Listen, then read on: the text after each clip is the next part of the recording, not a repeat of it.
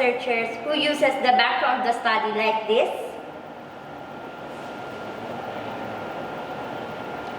If you're that type of researchers, then you are wrong. But don't worry, let me help you with how to understand and how to write the background of the study.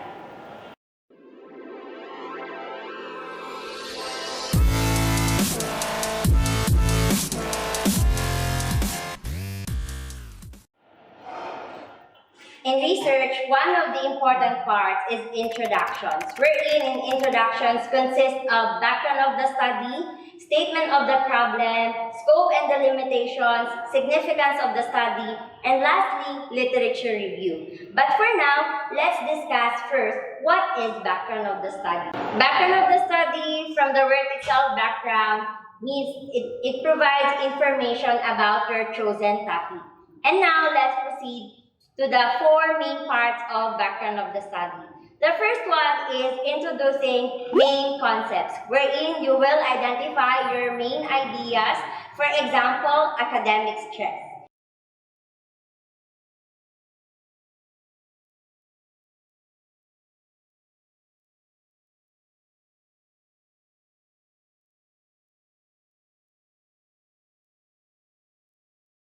In second part, we have presenting a problem, wherein you will writing a problem from general to specific one.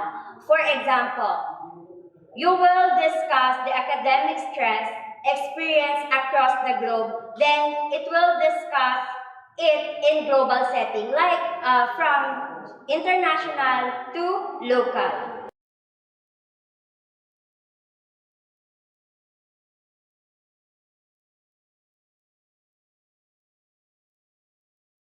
The third part is the discussing some related literature, wherein you will cite literature review where your topic or your chosen topic talks about academic stress. And take note, as you write, those literature can be also found in RRL.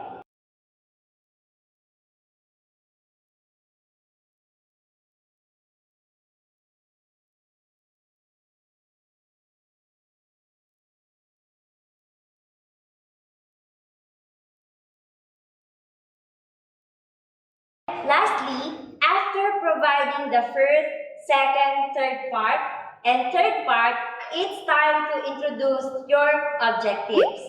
Make sure once you create your objectives must be concise, clear, and persuasive.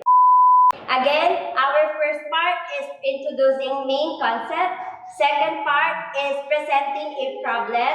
Third part is discussing some related literature, and the fourth part is stating main objectives. Again, I'm Ma'am Abby from Research Department. We provide excellence, service, and integrity.